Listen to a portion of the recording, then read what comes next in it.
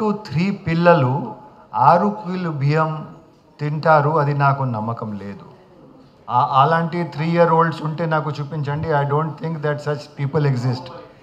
కానీ రూల్లో ఆ ప్రొవిజన్ లేదు కాబట్టి I only saw to it that immediately ఒక నెల ఆపారు. అంటే డైనామిక్ కీ రిజిస్టర్లో పేరు సప్రెస్ చేస్తారు, వాళ్ళ కోసం రేషన్ ఇవ్వరు.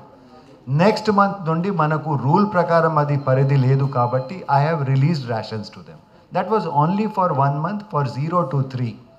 This I can't. ఆయన మీద ఆరోపణ ఉంది, ఒకసారి మనం ఎంక్వైరీ చేస్తాం, ప్రూవ్ అయితే we will dismiss him from service అండి. అంటే ఇది ప్రెస్ మీట్లో ఆయన మీద ఆరోపణ ఉంది, ఏంటి అడుగుతున్నారు మీరు, నాకు అర్థం కాలేదు. అవునండి, ఇప్పుడు అయితే ప్రొవిజన్ అట్లా ఉంది, చూస్తాం. We are also giving rice. అంటే చూడండి, మనము రైస్ మరీ చాలా ఎక్కువ రైస్ ఇస్తే కూడా ఈ రీసైక్లింగ్ ప్రాబ్లం వస్తుంది. సంబడి సెడ్ ఇంతకుముందు బెనిఫిషియరీసే అమ్ముతున్నారు, న్యాచురలీ అమ్ముతారు. 0 to 3కి మీరు 6 కిలో బియ్యం ఇచ్చారు, ఏం చేస్తారు ఆ బియ్యంతో? హాస్టల్స్లో మీరు పిల్లలకి బియ్యం ఇస్తున్నారు. ఇప్పుడు మన government has taken a decision that as much as they can eat ఇస్తాము.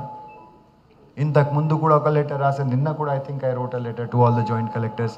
As much required. అక్కడ పిల్లలకి హాస్టల్లో మీరు ఇస్తున్నారు, మరి అక్కడ అంటే ఇంటి దగ్గర 6 కిలో బియ్యం వస్తుంది.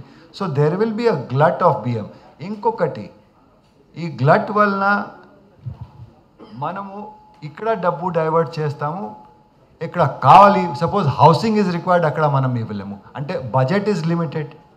ఇక్కడ డబ్బు ఇచ్చారు అనవసరంగా, ఇక్కడ బ్లాక్ మార్కెటింగ్ ప్రాబ్లం ఒకటి, వేరే చోట్ల మీకు ఫండ్స్ షార్టేజ్ ఇంకొక ప్రాబ్లం వస్తుంది.